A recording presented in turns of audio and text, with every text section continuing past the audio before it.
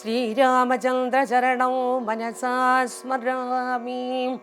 ശ്രീരാമചന്ദ്രചരണോ വചസാ ശൃണാമി. ശ്രീരാമചന്ദ്രചരണോ ശിരസാ നമാമി. ശ്രീരാമചന്ദ്രചരണോ ശരണം പ്രപദ്യേ.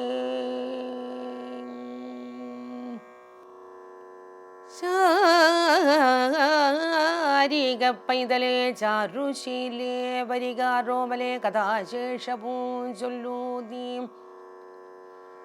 ചൊല്ലുവൽ എങ്കിൽ അലങ്കാരി ശങ്കരൻ വല്ലഭയോട് അരുൾ ചെയ്ത പ്രകാരങ്ങൾ കല്യാണശീലൻ ദശരഥസൂനു കൗസല്യാതനയൻ അവരജൽ തന്നോടും പമ്പ സരസ്തടം ലോകമനോഹരം സംപ്രാപ്യ വിസ്മയം പൂണ്ട അരുളീടിനാൻ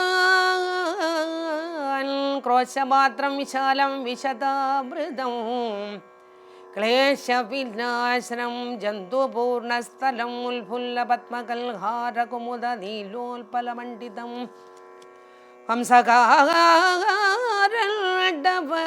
ഷർപ്പദ കോകില കുക്കുടകോയഷ്ടി സർപ്പസിംഹ വ്യാക്രസുകര സേവിതം പുഷ്പലതാ പരിവേഷ്ടിത പാദപ സൽഫല സേവിതം സന്തുഷ്ടജന്തൂകം കണ്ടു കൗതൂഹലം പൂണ്ടു തണ്ണീർ കുടിച്ചിടലും തീർത്തു മൽതം നട നേടിനാൻ.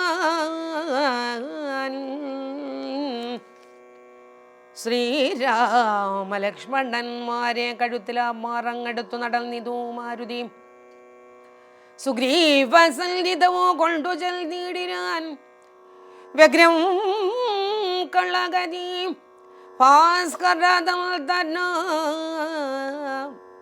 ഭാഗ്യമഗോ ഭാഗ്യമോർത്തോളം എത്രയും ഭാസ്കര വംശ സമുദ്ഭവന്മാരായ രാമനു ലക്ഷ്മണനാകും അനുജനും കമതാരാർത്ഥമിവിടെ കെഴുന്നള്ളി സുഗ്രീവനോടി വള്ളം പറഞ്ഞ് അദ്രീശ്വരാഗ്രേ മഹാതരുച്ചായ തലേ തഥാ വിശ്വൈക നായകന്മാർ രാംകുമാരന്മാർ വിശ്രാന്ത ചേതസാദിൽ അരുളീടിനാൻ. പാതാത്മജൻ പരമാനന്ദം ഉൾക്കൊണ്ടു നീതിയോട് അർക്കാധ്വജനോട് ചൊല്ലിനാൻ.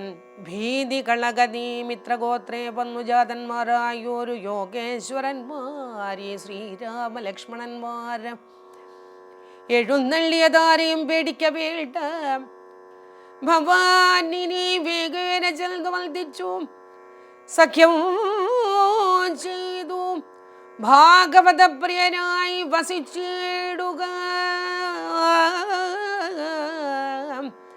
പ്രീതനായൊരു സുഗ്രീവനു അന്നേര ആദരപൂർവമുദ്ധായ സസംഭ്രമം ഇഷ്ടപദാതിനിരുന്നരുളിടുവാൻ വിഷ്ടരാർത്ഥം നല്ല പല്ലവജാലങ്ങൾ പൊട്ടിച്ച അവനിലിട്ടാൻ അതുനേരം ഇഷ്ടനാമാരുതി ലക്ഷ്മണനും ഒടിച്ചിട്ടത് കണ്ട് സൗമിത്രി സുഗ്രീവനും പുഷ്ടമോദാൻ ഒടിച്ചിട്ട് അരുളിടിനാൻ. തുഷ്ടി പൂണ്ടെല്ലാവരും ഇരുന്നിടിനാർ.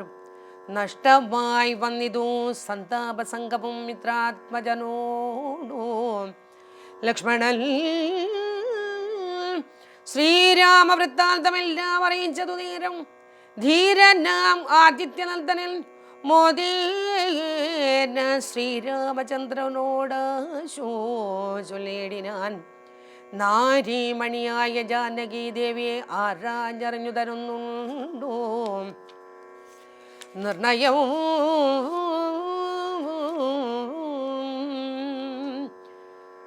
ചിത്തം ഭവാങ്കലുറയ്ക്കാകിലും അതിഭക്തിയോടെ രമരാമേതി സാദരം ചൊല്ലുന്നവനു ദുരിതങ്ങൾ വേരറ്റു നല്ലനായേറ്റം വിശുദ്ധനാൽ നിർണയം. മദ്യപനെങ്കിലും ബ്രഹ്മജ്ഞനെങ്കിലും സദ്യോ വിമുക്തനാം നാമജപത്തിനാൽ ശത്രുജയത്തിലും താരസുഖത്തിലും ചിത്തെ ഒരാഗ്രഹമില്ലെനിക്കേതുമേ ഭക്തി ഒഴിഞ്ഞു മറ്റൊന്നുമേ വേണ്ടിയില്ല മുക്തി വരുവാൻ മുകുന്ദ ദയാനിധി. തൊൽപാദ ഭക്തി മാർഗോപദേശം കൊണ്ട് മൽപാപമുൽപാടായ ത്രിലോകിപദേ ശത്രുമധ്യസ്ഥമിത്രാദിഭേദഭ്രമം ചിത്തത്തിൽ നഷ്ടമായി വന്നിതു ഭൂപതി. തൊൽപാദ പത്മാവലോകനം കൊണ്ടെനിക്ക് ഉൽപ്പന്നമായിതു കേവല ജ്ഞാനവും പുത്രധാരാദി സംബന്ധമെല്ലാം തവ ശക്തിയാം മായാപ്രഭാവം ജഗൽപതി. തൊൽപാദ പങ്കജത്തിങ്കൽ ഉറക്കണം എപ്പോഴും ഉൾക്കാമ്പിനിക്കൂ രമാപദേ. തൊന്നാമ സങ്കീർത്തന പ്രിയയാകണം എന്നുട ജിഹ്വ സദാ നാളമിനിയേ.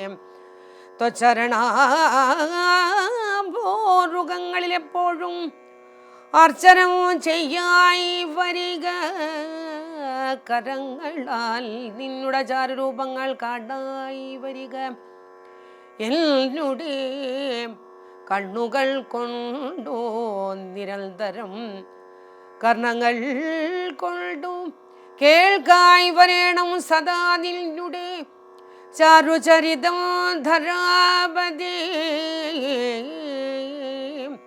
മച്ചരണദ്വയം സഞ്ചരിച്ചിടേണം അച്യുതക്ഷേത്രങ്ങൾ തോറും രഘുപതി.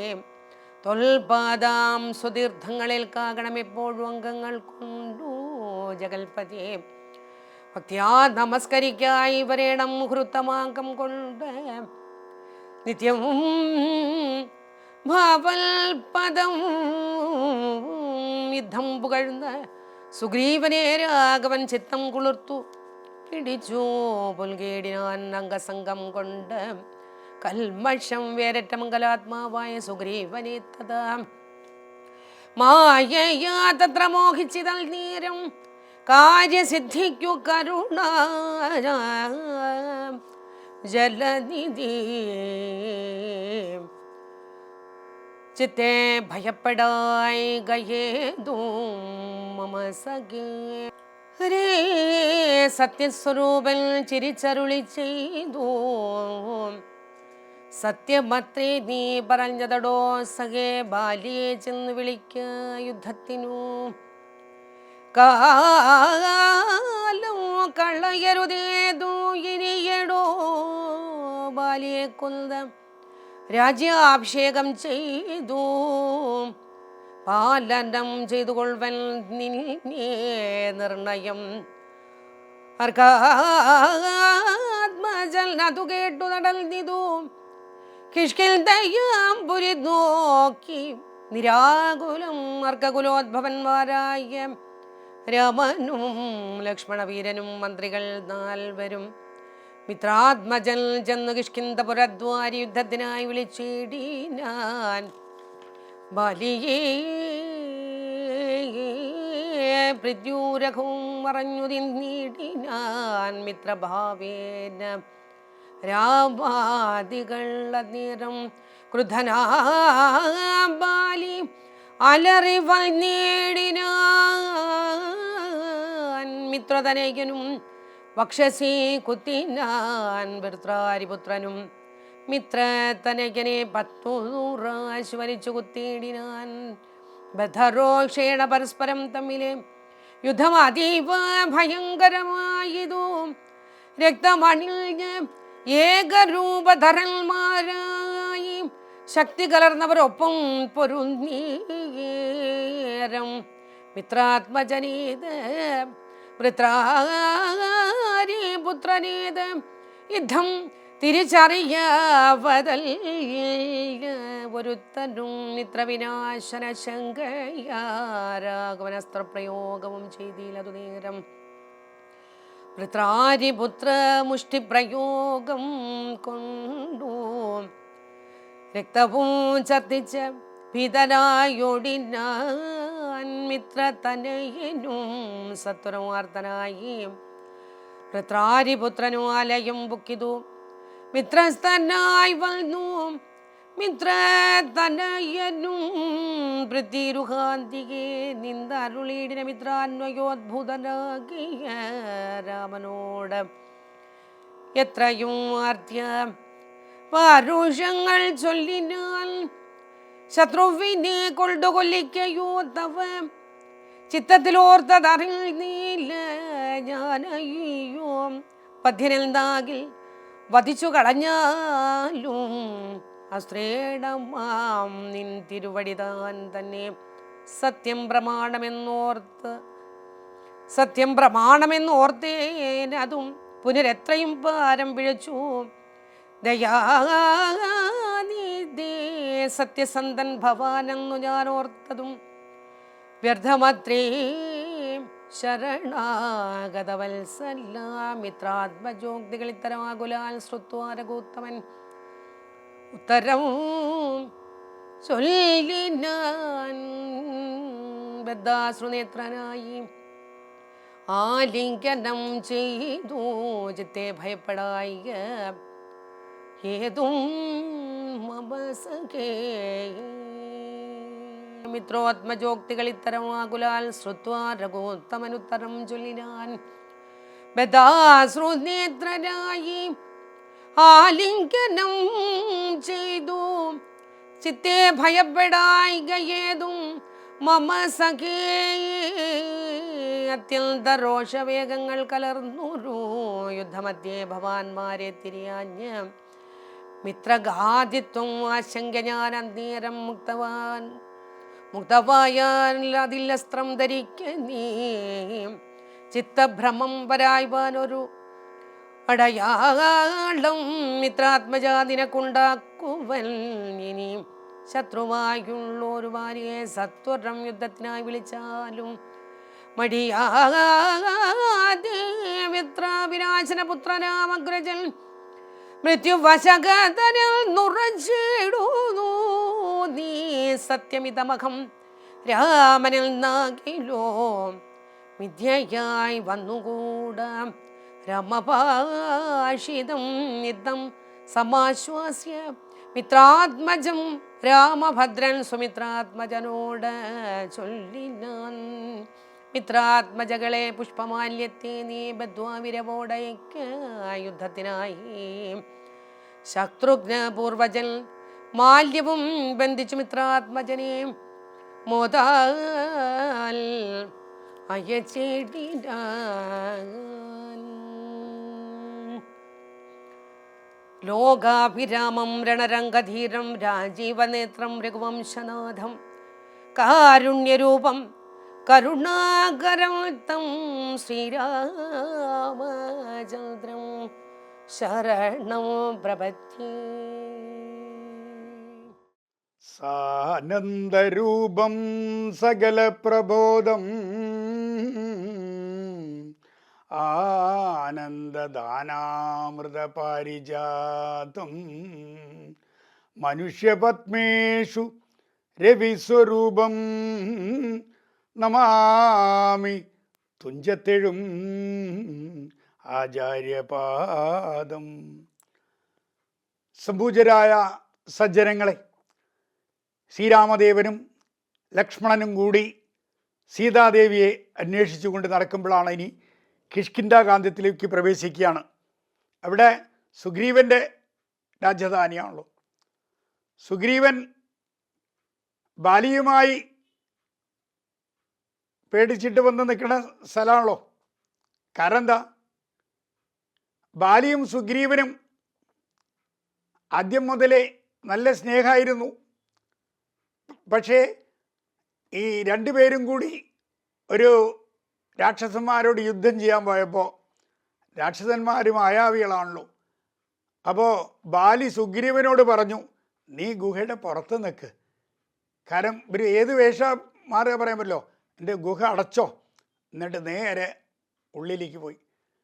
അപ്പോൾ പറഞ്ഞു, രക്തം വരും, ക്ഷീരം വരും. അപ്പോൾ മരിച്ചു എന്നറിഞ്ഞാൽ മാത്രം നീ പോയാൽ മതി. ഒരാൾ മരിച്ചാൽ ക്ഷീര വരിക, ഒരാൾ മരിച്ചാൽ രക്ത വരിക. നേരെ ഉള്ളിൽ പോയി. ബാലി യുദ്ധത്തിന് പോയപ്പോൾ സുഗ്രീവൻ കുറെ കാത്തു. പിന്നെ സുഗ്രീവൻ തെറ്റിദ്ധരിച്ച് ഗുഹയടച്ച് പോന്നു. കുറേ കഴിഞ്ഞപ്പോൾ ബാലി പുറത്തു വന്നപ്പോൾ സുഗ്രീവൻ പോയി.